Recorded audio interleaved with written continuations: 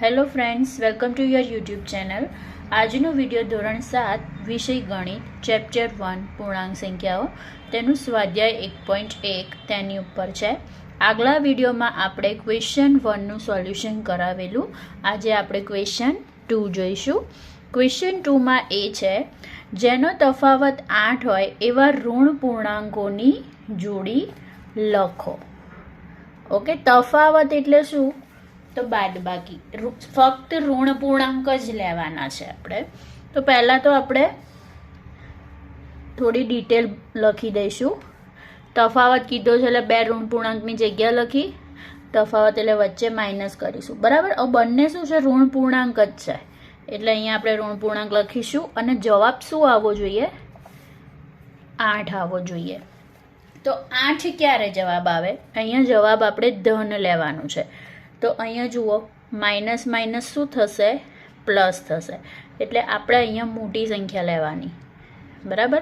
તો આપણો જવાબ 8 આવશે. આપણે એક કરીને જોઈએ. ધારો કે અહીંયા હું લઉં છું 16 અને અહીંયા હું લઉં છું 8.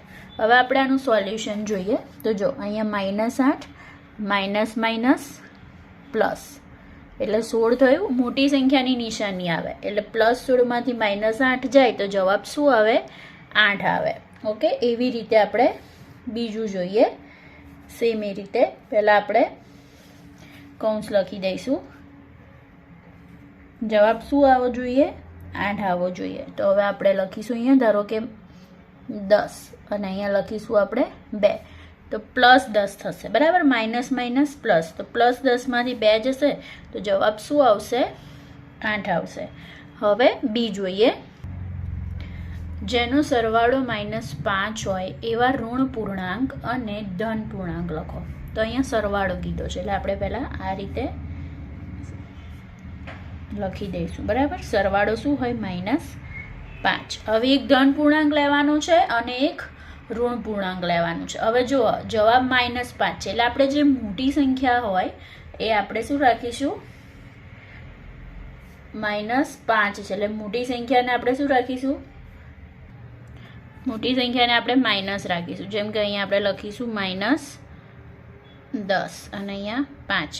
માઇનસ પ્લસ માઇનસ એટલે -10માંથી 5 જશે તો જવાબ આવશે -5. એવી જ રીતે બીજું કરીએ. ધારો કે અહીં લઈએ છીએ આપણે -6 અને અહીં લઈએ છીએ 1.